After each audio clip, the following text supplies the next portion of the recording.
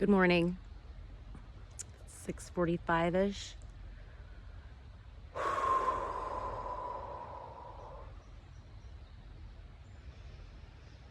I did my pranic breath work this morning. It took me 15 minutes to remember to think about prana.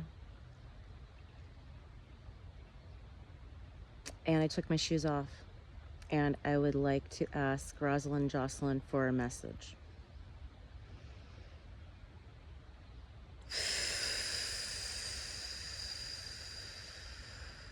Dear Kelly, you are wondering how you can deepen your belief that abundance is all around us, just like oxygen in the air.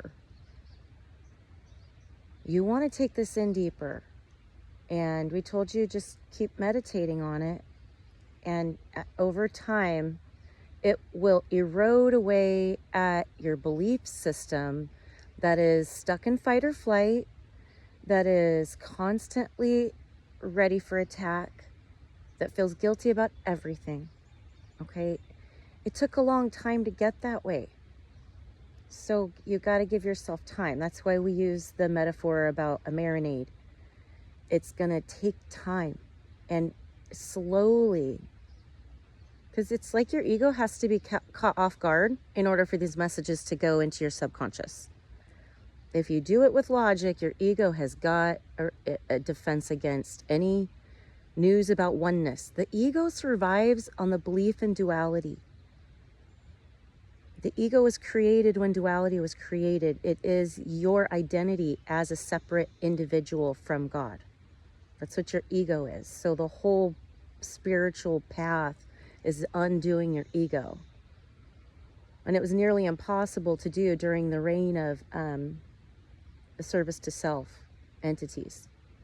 But they're physically gone from the planet, but the echoes of what they taught and the smaller thought forms in the astral that they created are still influencing people's behavior on a major, massive scale. Like 90% of people are under a spell of service to self because of the legacy of that extraterrestrial group that was on the planet. But the awakening is happening so that the truth is coming to the planet first in whispers, and not everyone can hear the whispers. So those that could hear the whispering of it started training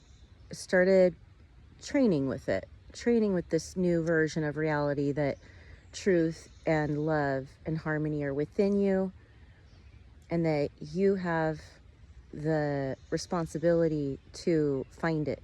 And it's going to take redefining every single belief you have. And it sounds daunting, but you just start with major sections, just like you'd clean a messy house. You got to start with one room, and you just got to sort everything into piles, and, whittle away down at all of the little cluttery piles until you decide what to throw away and you can organize the rest. Okay, you got to do this with your planet.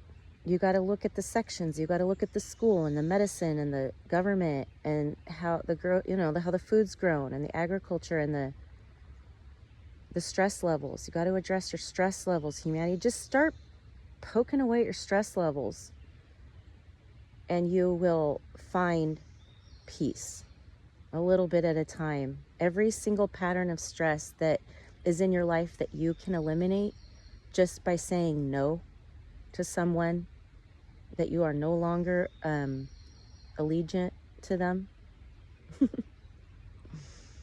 Okay? You got to choose who you're being loyal to and why.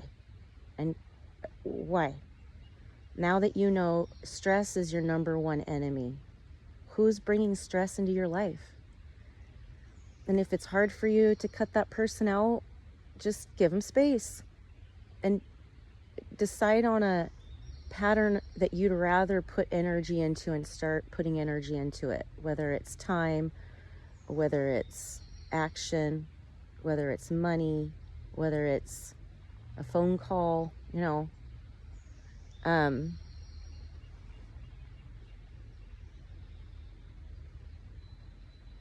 okay, Humans have been taught they're powerless, and you've been distracted by committed routines. You know, society is structured around a 9 to 5 workday. Okay. Some people are okay with that, but other people feel like that's jail. And living inside, indoors all the time. Everyone's inside. And if you're outside, you're like a laborer, or you're unemployed. So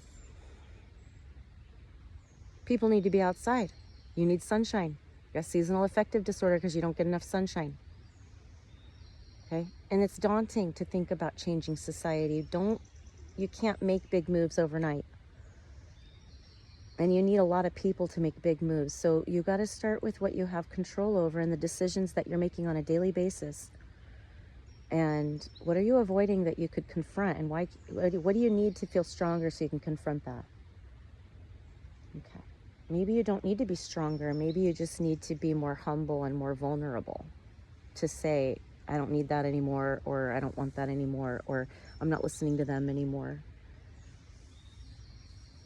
You know, there's the slave-master relationship, and they both learn. And, you know, the slave learns submission. It is a superpower to be able to submit, because the ego is the enemy, and the ego will never submit. So when you can submit and agree to lose, you learn a superpower that way. But the master knows how to uphold his perspective and own it. You know, he's got boundaries. So it's kind of like opposites. And it's a tangle, you know, until it's no longer fun. But you can't exit the matrix as a slave. You have to find the master inside you and balance it with all those past lives of slavery that are keeping you bonded and victimized. Okay? People who are feeling like a victim in this world are listening to old programming. The empaths, we're speaking to the empaths who are really gentle spirits. This is the lifetime where you develop a backbone. Okay? You're not a victim. You're listening to the wrong authority. You're worrying about things that are other people's problems that you don't really care about, and you just feel like that's what everyone does, so I'm going to do it. Well, you got to step out on your own at some point, and you got to stand alone at some point. You got to feel okay standing on your own. When you disagree with everyone, but you are like, no, if I'm really honest, this is how I feel. I don't care if 99% of the people out there don't understand what I'm going through. Maybe I'm the first one to bring this thought through. There's going to be a lot of that, because the empaths feel. You can feel. But you're letting other people tell you how to interpret what you're feeling. So you got to block out the world and go into hermit mode and feel your personal, individual, unique truth that nobody else understands. And you're going to go, oh, that's who I am. Oh yeah, I'll never forget that. That's who I am. I'll never forget that. That's what spiritual seeking will do, whether it's meditation or a sweat lodge or ayahuasca or church. Do you get it at church? Church gives you community of hopefully people who care about being nice people. You will find that at church, but you're not going to get the introspection at church that you need to have to listen to your own guidance. Everyone's kind of telling you what's right and wrong. And you got to go, fuck you. Fuck you. I'll figure it out. Thank you. Back off. No more putting up with the mansplaining. The worst part is they'll never hear you. It doesn't matter how right you are. They will not hear you. And if there's anything that teaches you to like avoid talking to people who don't understand you, it's mansplaining. They will never understand me until they have their own epiphany. So don't engage. Don't engage. That's a waste of time. Okay? Just be authentic so you bring in people who do get you. And you're going to know the way they look at you. You're going to know if they get you or not. You're going to know if they're about to fucking mansplain you. Mansplaining, if you're experiencing mansplaining, it means you need to go find your women who are also experiencing mansplaining, and then you guys need to commiserate.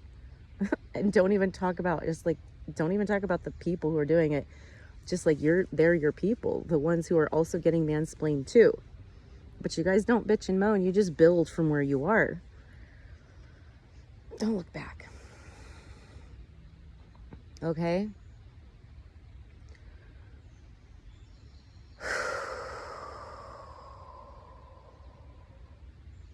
You're gonna need time to absorb the abundance concept because you've been a slave for a long time. But it's, it's the paradox of this ascension process that once you figure out the lesson of your karma, the problem goes away. So it's not actually, you keep thinking you're going to solve this by a linear 3-dimensional solution. That's not the case. Okay? The case is that we're trying to teach you about becoming multidimensional from where you are. So our answers are never going to be linear. They're never going to be found in the 3D. That's not how we operate. We're trying to teach you a different operating system that doesn't go from A to B. It goes from A to epsilon or whatever. It's like a completely different language. Okay?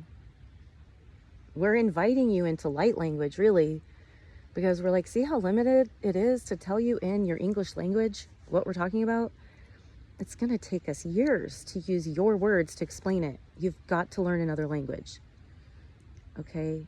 And it's inside you, and it's a feeling thing, because your feelings lead you to your imagination, which is where you can explore different textures and languages and symbols and all that. Because you may or may not find it outside you. It's all buried. Probably not. You're not going to find it. It's buried.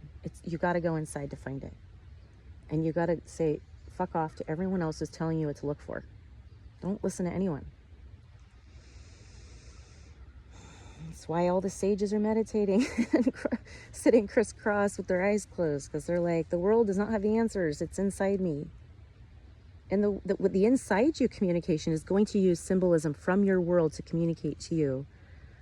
But they know exactly how you need to hear it. So you gotta say, you know what, there's a really unique, wise version of me inside, and I kind of want to listen to them tell me how to lead my life. Because I can feel bliss inside me, and no one outside me can feel my bliss inside me, so how would they know? They're not going to get me to my bliss. I'm the only one who can get me to my bliss, because I'm the only one who can feel it and associate what images go along with that bliss.